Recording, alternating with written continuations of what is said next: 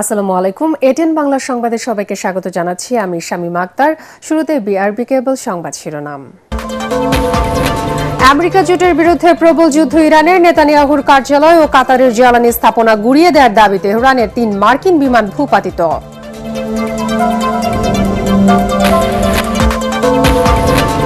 আটকে পড়া প্রবাসীদের উদ্ধারে সচেষ্ট সরকার। জরুরি বৈঠক শেষে পররাষ্ট্রমন্ত্রী। এ পর্যন্ত 2 বাংলাদেশি নিহত, আহত 7। হযরত শাহজালালের শতাধিক ফ্লাইট বাতিল। ইরান যুক্তরাষ্ট্র যুদ্ধ দীর্ঘমেয়াদী হলে অর্থনীতিতে নেতিবাচক প্রভাব পড়বে মন্তব্য বিশ্লেষকদের। জ্বালানির বিকল্প উৎস খোঁজার পরামর্শ। বিশ্ববাজারে বেড়েছে তেলের দাম। নিত্যপণ্যের পর্যাপ্ত মজুদ আছে, আপাতত সংকট হবে না, জানালেন বাণিজ্য মন্ত্রী। স্থবিরতা কাটিয়ে নতুন সরকারের সাথে কাজ করতে আগ্রহী ভারত, মন্তব্য দেশটির হাই কমিশনারের। গণভোট বাতিলের অপচেষ্টা সফল হবে না, বললেন জামায়াতের সহকারী সেক্রেটারি জেনারেল এহসানুল মাহবুব জুবায়ের। আদালতের মাধ্যমে সংস্কার প্রক্রিয়া বাধাগ্রস্ত করার চেষ্টা চালাচ্ছে বিএনপি, অভিযোগ নাহিদ ইসলামের। এবং ত্রয়োদশ জাতীয় সংসদে জামায়াতকে ডেপুটি স্পিকার নির্বাচনের প্রস্তাব দেওয়া হয়েছে, জানালেন স্বরাষ্ট্রমন্ত্রী। চিফ হুইপ নুরুল ইসলাম মনি। 6 হুইপ নিয়োগ রাষ্ট্রপতির।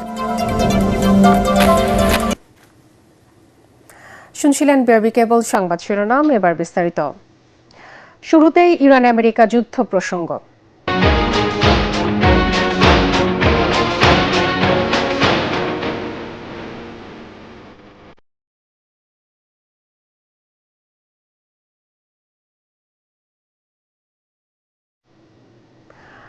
ইরানের সাথে আমেরিকা জোটের সংঘাতে অশান্ত উপসাগরীয় অঞ্চল। ডোনাল্ড ট্রাম্প হামলা আরো জোরদার করার হুমকি দিলেও নিজেদের অবস্থানে অটল থেকে বিশ্বের সবচেয়ে শক্তিশালী সামরিক শক্তি আমেরিকা জোটের বিরুদ্ধে লড়ে যাচ্ছে ইরানের বিপ্লবী সশস্ত্র বাহিনী। কুয়েতে 3টি মার্কিন যুদ্ধবিমান বিধ্বস্ত হয়েছে। এ পর্যন্ত 5 শতাধিক ইরানের নাগরিক নিহত হয়েছে। অন্যদিকে ইরানের হামলায় 5 মার্কিন নাগরিক সহ মোট 21 জন নিহত হয়েছে। এদিকে আয়াতুল্লাহ আলী খামেনির স্ত্রী চিকিৎসাধীন অবস্থায় মারা গেছেন। জাহিদুল আলমের রিপোর্টে বিস্তারিত।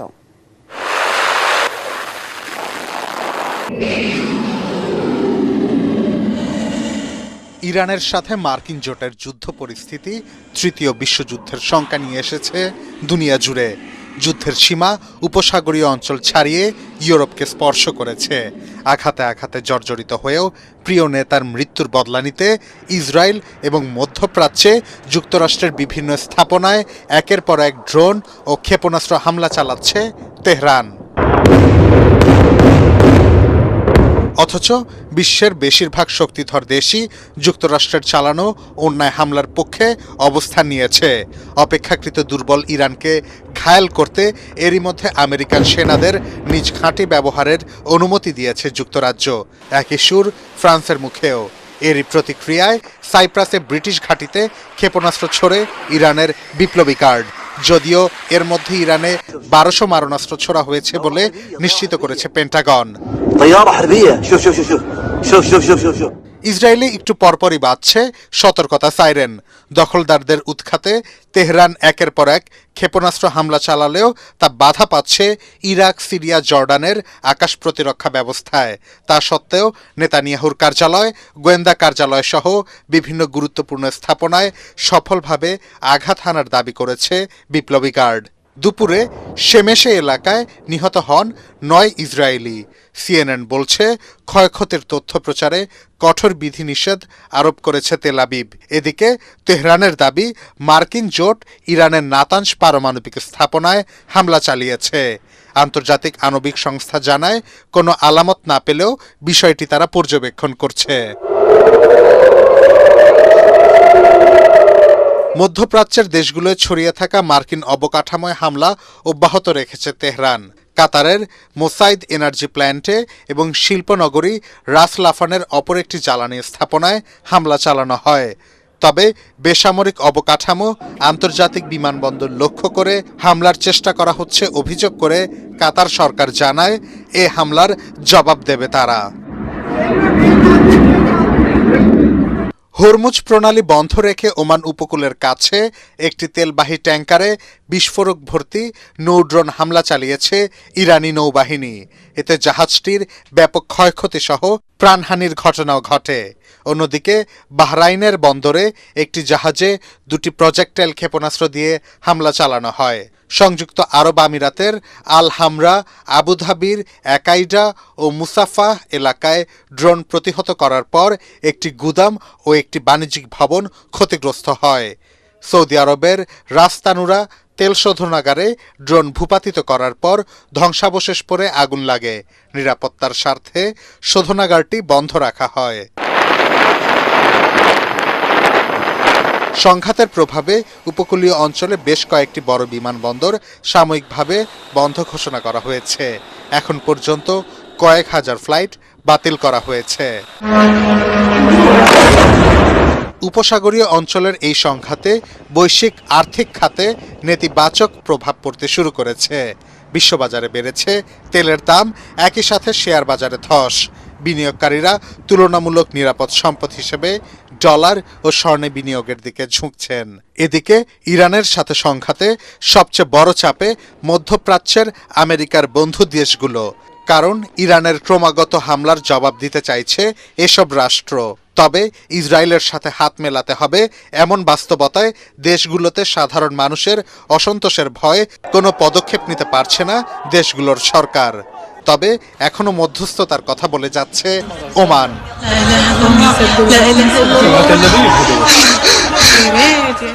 জাহিদুল আলম, এটিএন বাংলা। মধ্যপ্রাচ্য জুড়ে চলমান যুদ্ধের কারণে আটকে পড়া প্রবাসীদের উদ্ধারে কাজ করছে সরকার। কথা জানিয়ে পররাষ্ট্রমন্ত্রী ডক্টর খলিলুর রহমান বলেন, বিশ্বের যেখানেই বাংলাদেশিরা আক্রান্ত হবে সেখানে রাষ্ট্র তাদের পাশে দাঁড়াবে। এ সময় পররাষ্ট্র প্রতিমন্ত্রী শামা ওবায়দু জানান, মধ্যপ্রাচ্যে হামলায় নিহত 2 বাংলাদেশির মরদেহ পরিস্থিতি স্বাভাবিক হওয়ার পর দেশে আনবে সরকার। চলমান যুদ্ধে এ পর্যন্ত 7 বাংলাদেশি আহত হয়েছে বলেও জানান পররাষ্ট্র প্রতিমন্ত্রী। মিজানুর শাহজাহানের রিপোর্ট। মার্কিন, ইসরায়েল ও ইরানি বাহিনীর পাল্টাপাল্টি হামলায় মধ্যপ্রাচ্যে প্রবাসী বাংলাদেশিদের ব্যাপারে করণীয় ঠিক করতে বৈঠক করে পররাষ্ট্র মন্ত্রণালয়। এতে অংশ নেয় প্রবাসী কল্যাণ ও বৈদেশিক কর্মসংস্থান মন্ত্রণালয় এবং বেসামরিক বিমান পরিবহন ও পর্যটন মন্ত্রণালয়।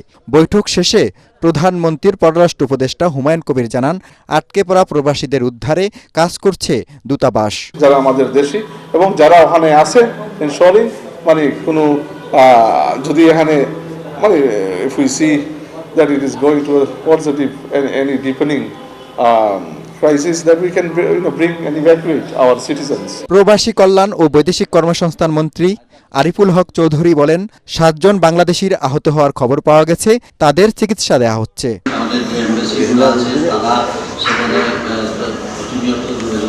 পররাষ্ট্র প্রতিমন্ত্রী শামা ওবায়দ বলেন, হামলার বিষয়ে বিবৃতি দিয়ে বাংলাদেশের অবস্থান জানানো হয়েছে, দরকার হলে আরও বিবৃতি দেবে সরকার।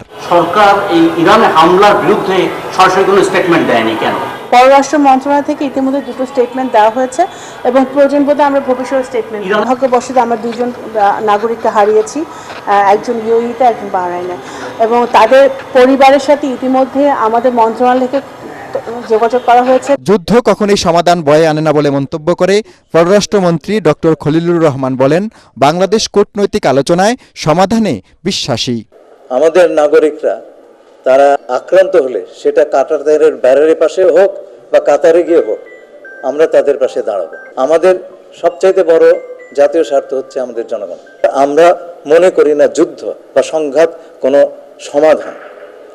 আমরা চাই অত্যন্ত দ্রুততম সময়ে একটা আলোচনার মাধ্যমে, কূটনীতির মাধ্যমে শান্তিপূর্ণভাবে এই সমস্যাটার সমাধান হোক। প্রবাসীদের নিরাপদ থাকার তাগিদ দিয়ে তিনি বলেন, বিমান চলাচল স্বাভাবিক হলে নিহত বাংলাদেশিদের মরদেহ দেশে ফিরিয়ে আনবে সরকার। মিজান শাহজাহান, এটিএন বাংলা, ঢাকা। মধ্যপ্রাচ্যে চলমান যুদ্ধে গত 3 দিনে হযরত শাহজালাল আন্তর্জাতিক বিমানবন্দর থেকে 102টি ফ্লাইট বাতিল হয়েছে। বিমানবন্দর সূত্র জানিয়েছে, ইরান যুক্তরাষ্ট্র যুদ্ধের কারণে শনিবার থেকে মধ্যপ্রাচ্যগামী ফ্লাইট বাতিল করে ঢাকা। পরে সোমবার সীমিত পরিসরে ফ্লাইট চলাচল শুরু হলেও আকাশপথে নিরাপত্তার কারণে ঢাকা থেকে মধ্যপ্রাচ্যের 39টি ফ্লাইট বাতিল হয়েছে। এতে চরম অনিশ্চয়তা দেখা দিয়েছে যাত্রীদের মাঝে। তবে ওমান, সৌদি আরব সহ অন্যান্য দেশের ফ্লাইটের চলাচল স্বাভাবিক রয়েছে। মধ্যপ্রাচ্য জুড়ে সামরিক উত্তেজনা দীর্ঘায়িত হওয়ার আশঙ্কায় বিশ্ববাজারে বেড়েছে তেলের দাম। ইরান হরমুজ প্রণালী বন্ধ করে দেয় তেলের দাম আরও বাড়তে পারে বলে আশঙ্কা করা হচ্ছে। এই পরিস্থিতিতে ইরান আমেরিকা সংঘাত দীর্ঘায়িত হলে দেশের অর্থনীতি ও জনজীবনে নেতিবাচক প্রভাব পড়বে বলে মনে করেন আন্তর্জাতিক সম্পর্ক বিশ্লেষকরা। বিশেষ করে জ্বালানি সরবরাহ স্বাভাবিক রাখতে বিকল্প উপায় খোঁজার পরামর্শ তাদের। আরও জানাচ্ছেন তরিক ইসলাম। সরকার পতনের ঘোষণা দিয়ে ইরানে হামলা চালায় ইসরায়েল ও যুক্তরাষ্ট্র, যার প্রভাব এখন বিশ্ব অর্থনীতিতে। আন্তর্জাতিক সম্পর্ক বিশ্লেষকরা বলছেন, বিশ্বে নিজেদের আধিপত্য বিস্তার করতেই এ সংঘাত, যেখানে শুধুমাত্র সমরাষ্ট্র নির্ভর অর্থনীতি টিকিয়ে রাখতেই বাড়ছে বৈশ্বিক অস্থিরতা। সব দেশ কিন্তু স্টেবিলিটি চায় না, সব দেশ স্টেবিলিটির দিয়ে কিন্তু প্রফিট করে না। কারণ আমি তো একটা ক্যাপিটালিস্ট ওয়ার্ল্ডে বাস করছি, আমার প্রফিটটা আমার মেইন, আমি কোথায় আমি লাভ করতে পারি, এবং লাভের অঙ্কটা তো আবার জনগণই পাচ্ছে, যার জন্য জনগণও খুশি থাকে। কাঠামোটা এত বড়, সেই কাঠামোতে হয় তার যুদ্ধ দরকার, না হলে যুদ্ধ পরিস্থিতি দরকার, যেখানে অস্ত্র ব্যবহার করে এইটা হলো বিষয়। 1 মাসের যুদ্ধের মধ্যে এক ধরনের ইম্প্যাক্ট, আবার 3-6 মাসের কিন্তু আলাদা ইম্প্যাক্ট। কিন্তু আমি যদি ধরেই নেই সব ইম্প্যাক্ট এক, তাহলে কিন্তু আমার হবে না, সেই সফিস্টিকেশনটা দরকার। আর একটা হলো যে বড় আকারেই আমার কূটনীতির মধ্যে একটা পেশাদারিত্ব দরকার। আমার এখন থেকেই কিন্তু রীতিমতো কি বলা হয় এফিসিয়েন্সি বাড়ানো দরকার, যে আমি কার সাথে কিভাবে কোন বিষয়ে আলোচনার মাধ্যমে আমার লাভ টানতে পারি, সেটা যে কোনো দেশ হোক। সেই জিনিসটা যদি আমার করা থাকে, তাহলে আমি মনে করি একটা টিম মাধ্যমে যদি করা থাকে, তাহলে আমার মনে হয় না যে এই ঝড়টা সামাল দেওয়া খুব একটা কঠিন হবে। দীর্ঘমেয়াদের সংকট মোকাবেলায় জ্বালানির বিকল্প বাজার খোঁজা সহ নতুন সরকারকে স্বল্প ও দীর্ঘমেয়াদী পরিকল্পনা নেওয়ার পরামর্শ বিশেষজ্ঞদের। হ্যাঁ, যতই যা কেউ অন্য দেশে হচ্ছে, তাই না? তো সেই জায়গায় আমার মনে হয় যদি আমরা একটু দৃষ্টি দেই, তাহলে বোঝা যাচ্ছে যে কিছু কিছু দেশ আছে যারা ইনস্টেবিলিটি চায়। ইনস্টেবিলিটি হলে তারা ক্ষমতায় কিন্তু থাকতে পারে, ওখানে পিস হয়ে গেলে তো তার প্রয়োজন নেই। তো ওটা যদি আমরা বুঝতে পারি, তাহলে আমরা এটাও না বোঝার কোনো কারণ নেই। আমার হোমওয়ার্ক করে দেখা দরকার ইম্প্যাক্টটা কোথায় হতে পারে। আমাকে ধরে নিতে হবে যে এনার্জির উপর একটা প্রেশার আসতে পারে, আমার নিজের সামর্থ্য কতখানি আছে সেই জিনিসটা একটু দেখা দরকার। আমার কারখানা বন্ধ যেন না হয়, সেটা কিভাবে ব্যবস্থা করা যায়। চলমান যুদ্ধ পরিস্থিতি আগামী 4 থেকে 5 সপ্তাহ ব্যাপী চলতে পারে বলে ঘোষণা দিয়েছেন মার্কিন প্রেসিডেন্ট ডোনাল্ড ট্রাম্প, যার ফলে এরই মধ্যে বন্ধ হয়ে গেছে আন্তর্জাতিক বহু ফ্লাইট। তরিক ইসলাম, এটিএন বাংলা, ঢাকা। ইরান যুক্তরাষ্ট্র যুদ্ধ দীর্ঘায়িত হলে সংকটের আশঙ্কা করছে বাংলাদেশ। তবে বর্তমানে তেল ও নিত্যপণ্যের পর্যাপ্ত মজুদ থাকায় আপাতত দুশ্চিন্তার কোনো কারণ নেই জানালেন বাণিজ্যমন্ত্রী খন্দকার আব্দুল মুক্তাদির। সচিবালয়ে ভারতীয় হাই কমিশনারের সাথে বৈঠক শেষে তিনি আরও জানান, স্থবিরতা কাটিয়ে ভারত নতুন সরকারের সাথে বাণিজ্য সম্পর্ক এগিয়ে নিতে আগ্রহী। স্থলবন্দর খুলে দেয়া, সীমান্ত হাট চালু সহ বিভিন্ন বিষয়ে ইতিবাচক আলোচনা হয়েছে বলেও জানান বাণিজ্যমন্ত্রী। রিপোর্টে জানাচ্ছেন মাহবুব কবির চপল। বিশ্বের সামরিক পাওয়ার হাউসের বিরুদ্ধে একাই লড়াই করে যাচ্ছে ইরান। শীর্ষ নেতৃত্ব হারিয়েও জবাব দিয়ে যাচ্ছে দেশটি। যুদ্ধ ছড়িয়ে পড়েছে মধ্যপ্রাচ্য জুড়ে। এটা 4 সপ্তাহ চলতে পারে বলে ইঙ্গিত দিয়েছেন মার্কিন প্রেসিডেন্ট ট্রাম্প। এতে বিশ্ব অর্থনীতিতে অশনি সংকেত দেখা দিয়েছে। বাংলাদেশে পর্যাপ্ত মজুদ থাকলেও যুদ্ধ লম্বা সময় চললে সংকটের আশঙ্কা করা হচ্ছে। যদি হরমুজ প্রণালী বন্ধই হয়ে যায় লম্বা সময়ের জন্য, এটি তো সি নেভিগেশনের জন্য সামুদ্রিক রুটের জন্য এটা খুব একটা গুরুত্বপূর্ণ একটা রুট। এরকম পরিস্থিতির উদ্ভব হলে জাহাজ ভাড়া বেড়ে যায়, আর এটা তো সবাই আমরা বুঝতেই পারি, জাহাজ ভাড়া বেড়ে গেলে প্রত্যেকটা পণ্যের উপর সেটার একটা প্রভাব হয়। আমাদের নিত্য প্রয়োজনীয় আমদানি পণ্য, আমাদের জ্বালানি, এই সমস্ত দিক দিয়ে শঙ্কার কোনোই কারণ নাই। যদি দেখা যায় যে আগামী 2-1 দিন বা 2-4 দিনের মধ্যে জিনিসটার একটা সমাপ্তি ঘটে, তাহলে তো স্বাভাবিকতা আবার আমরা ফেরত আসবো। এর আগে বাণিজ্যমন্ত্রীর সাথে সাক্ষাৎ করেন ভারতের হাইকমিশনার প্রণয় ভার্মা। 2024 সালে অন্তর্বর্তী সরকার আসার পর দুদেশের বাণিজ্যিক সম্পর্কে যে স্থবিরতা নেমেছে তা কাটাতে আলোচনা হয়। বিশেষ করে স্থলবন্দর খুলে দেওয়া, সীমান্ত হাট চালু, ট্রান্সশিপমেন্ট সুবিধাসহ বিভিন্ন বিষয়ে ইতিবাচক আলোচনা হয়েছে বলে জানান বাণিজ্যমন্ত্রী। গত 1.5 বছরে কতগুলি পদক্ষেপ নেওয়া হয়েছে, সেগুলি আসলে পারস্পরিকভাবে দুই দিক থেকেই নেওয়া হয়েছে। তো এতে বাণিজ্যিক সম্পর্কের ক্ষেত্রে কিছু প্রতিবন্ধকতা তৈরি হয়েছে, এটা তো সত্য। যেমন বর্ডার হাট ছিল, বর্ডার হাট বন্ধ আছে। তারপরে ল্যান্ড বর্ডারগুলি, সেগুলির বেশিরভাগই বন্ধ আছে। আগামী দিনে বাণিজ্যিক সম্পর্কের প্রসারের রাস্তা উন্মুক্ত হলে সেগুলিরও সমাধান হবে ইনশাল্লাহ। বিষয়গুলো ভারত সরকারকে অবহিত করবেন বলে জানান দেশটির high commissioner. Of course, all these are part of our business and economic discussion. নতুন সরকারের বাণিজ্য মন্ত্রীর সাথে ব্যবসায়িক সম্পর্ক উন্নয়নে ইতিবাচক আলোচনা হয়েছে। আশা করছি আলোচনার মাধ্যমে সমস্যাগুলোর সমাধান করা যাবে।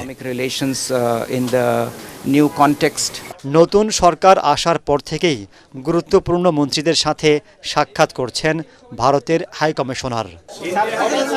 মাহবুব কবির চপল, ATN বাংলা, ঢাকা।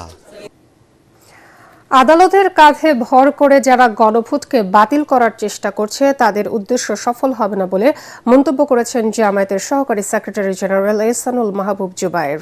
রাতে জামায়াতের কেন্দ্রীয় কার্যালয়ে জরুরি সংবাদ সম্মেলনে তিনি এ মন্তব্য করেন। তিনি বলেন, গণভোটে হ্যাকে জয়যুক্ত করতে সকল রাজনৈতিক দল প্রচার করলেও বিএনপির সংসদে গণভোটের শপথ নেয়নি। যারা দ্বিতীয় শপথ নিতে চায়নি তারাই গণভোট বাতিলের পেছনে কাজ করছে বলেও জানান তিনি।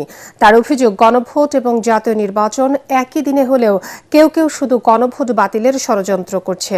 আজ আদালতের রায় দেখে পরবর্তী সিদ্ধান্ত জানানো হবে বলে জানান জামায়াতের সহকারী সেক্রেটারি এহসানুল মাহবুব জুবায়ের। আর আইনজীবী শিশির মনি বলেন, সরকার কিছু আইনজীবীকে ম্যানেজ করে আদালতকে ব্যবহার করে রাজনৈতিক সমস্যা সমাধানের চেষ্টা করছে। তাড়াহুড়ো করে সরকারের ইন্ধনে আদালতে রিট করা হয়েছে বলে অভিযোগ করেন তিনি। জাতীয় নির্বাচন ঠিক থাকবে কিন্তু গণভোট ঠিক থাকবে না। জাতীয় নির্বাচনের ফলাফল ঠিক থাকবে কিন্তু গণপরিষদ গঠন করা যাবে না। এর অর্থ যেটি বোঝা যাচ্ছে, this two writ petitions are calculative and politically motivated writ petitions.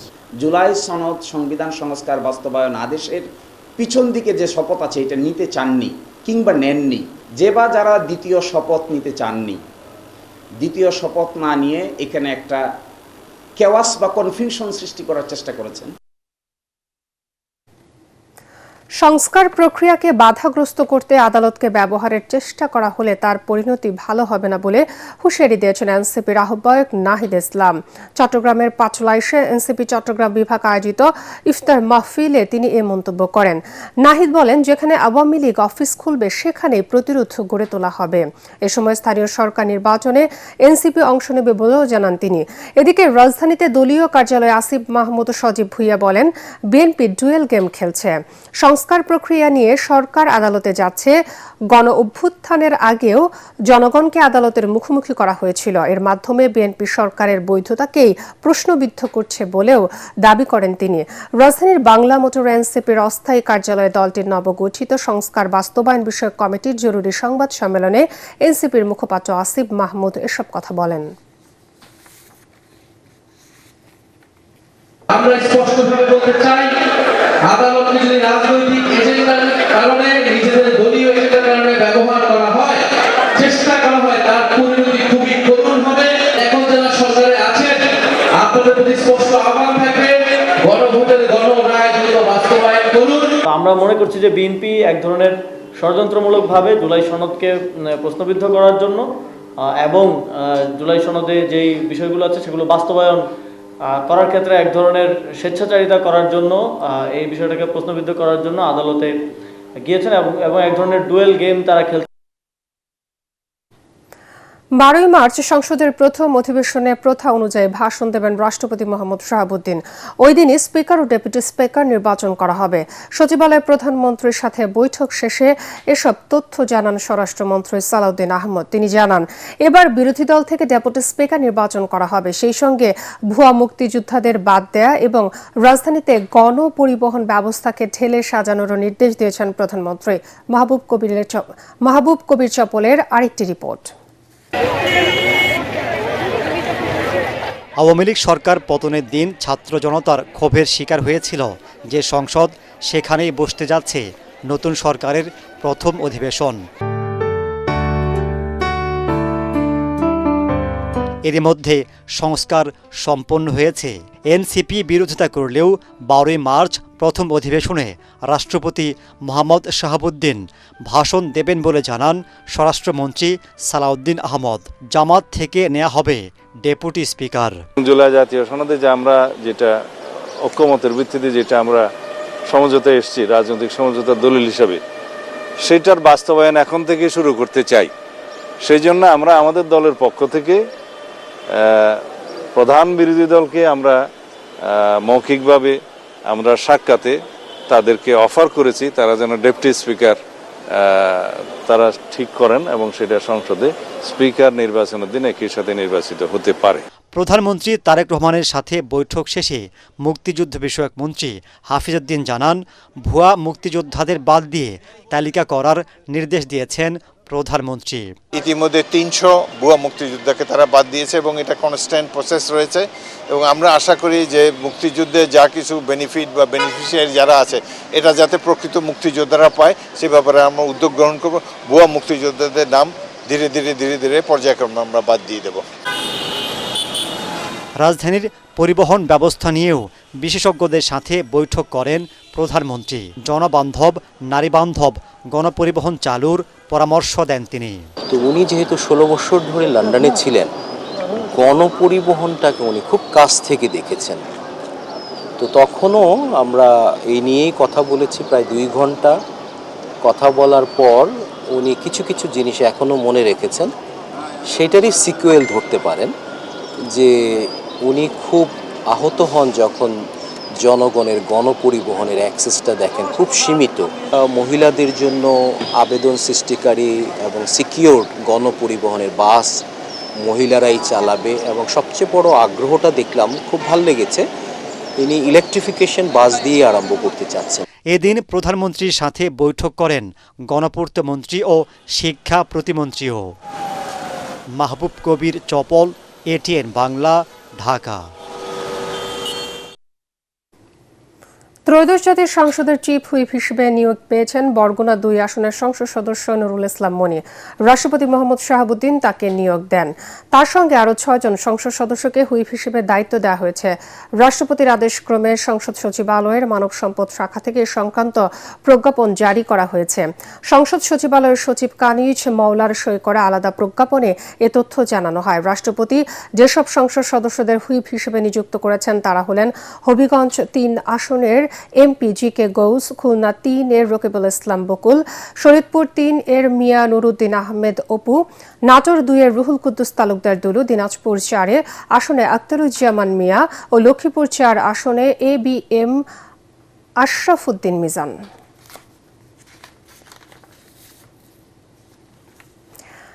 Begum রোকেয়ার মতো বিদুষী নারীকে নিয়ে যখন কেউ বাজে মন্তব্য করে তা খুবই দুঃখজনক। বিগত আওয়ামী লীগ সরকারের আমলে শিক্ষা ব্যবস্থাকে ধ্বংস করে দেওয়ার কারণেই প্রজন্মের মাঝে রুচিশীল শিক্ষার বিস্তার ঘটেনি বলে মন্তব্য করেছেন স্থানীয় সরকার, পল্লী উন্নয়ন ও সমবায় মন্ত্রী মির্জা ফখরুল ইসলাম আলমগীর। সাবেক প্রধানমন্ত্রী বেগম খালেদা জিয়ার উপদেষ্টা মরহুম প্রফেসর ডক্টর শাহিদা রফিকের প্রথম মৃত্যুবার্ষিকী উপলক্ষে রাজধানীর আইএসটি অডিটোরিয়ামে আয়োজিত স্মরণ সভায় তিনি এসব কথা বলেন।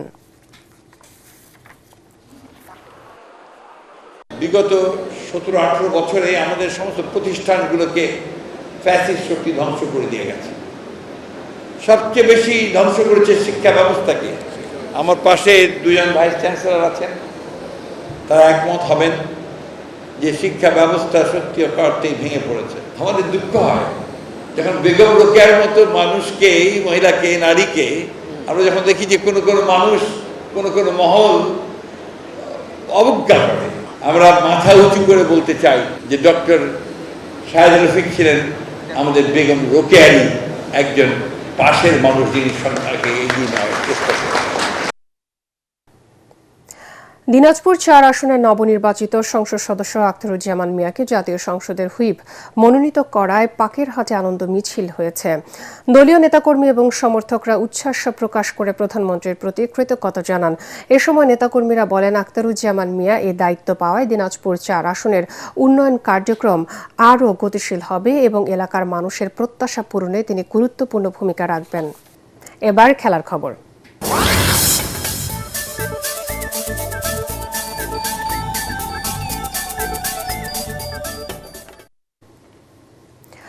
অসম প্রতিপক্ষ ৯ বারের চ্যাম্পিয়ন চীনের বিপক্ষে ভালো খেলার প্রত্যয় বাংলাদেশ নারী ফুটবল দলের অধিনায়ক আফ্রিদা খন্দকারের।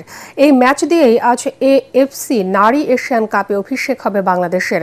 সেই লক্ষ্যে সিডনির জুবলে স্টেডিয়ামে চলছে কঠোর অনুশীলন।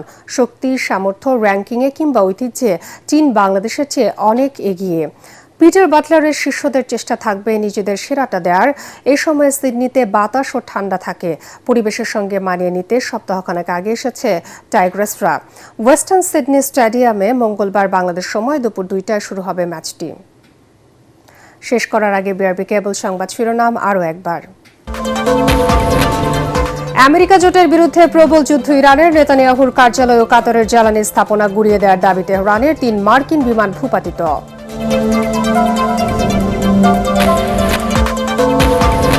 আটকে পড়া প্রবাসীদের উদ্ধারে সচেষ্ট সরকার। জরুরি বৈঠক শেষে পররাষ্ট্রমন্ত্রী। এ পর্যন্ত 2 বাংলাদেশি নিহত, আহত 7। হযরত শাহজালালের শতাধিক ফ্লাইট বাতিল। ইরান যুক্তরাষ্ট্র যুদ্ধ দীর্ঘমেয়াদী হলে অর্থনীতিতে নেতিবাচক প্রভাব পড়বে মন্তব্য বিশ্লেষকদের। জ্বালানির বিকল্প উৎস খোঁজার পরামর্শ। বিশ্ববাজারে বেড়েছে তেলের দাম। নিত্যপণ্যের পর্যাপ্ত মজুদ আছে, আপাতত সংকট হবে না জানালেন বাণিজ্যমন্ত্রী। স্থবিরতা কাটিয়ে নতুন সরকারের সাথে কাজ করতে আগ্রহী ভারত, মন্তব্য দেশটির হাই কমিশনারের। গণভোট বাতিলের অপচেষ্টা সফল হবে না বললেন জামায়াতের সহকারী সেক্রেটারি জেনারেল এহসানুল মাহবুব জুবায়ের। আদালতের মাধ্যমে সংস্কার প্রক্রিয়া বাধাগ্রস্ত করার চেষ্টা চালাচ্ছে বিএনপি, অভিযোগ নাহিদ ইসলামের। এবং ত্রয়োদশ জাতীয় সংসদে জামায়াতকে ডেপুটি স্পিকার নির্বাচনের প্রস্তাব দেওয়া হয়েছে জানালেন স্বরাষ্ট্রমন্ত্রী। চিফ হুইপ নুরুল ইসলাম মনি 6 হুইপ নিয়োগের রাষ্ট্রপতি। পরবর্তী সংবাদ দেখার আমন্ত্রণ জানিয়ে এখনকার মতো শেষ করছি। এটেন বাংলা সংবাদ ইউটিউবে দেখতে ব্রাউজ করুন youtube/ATN Bangla News।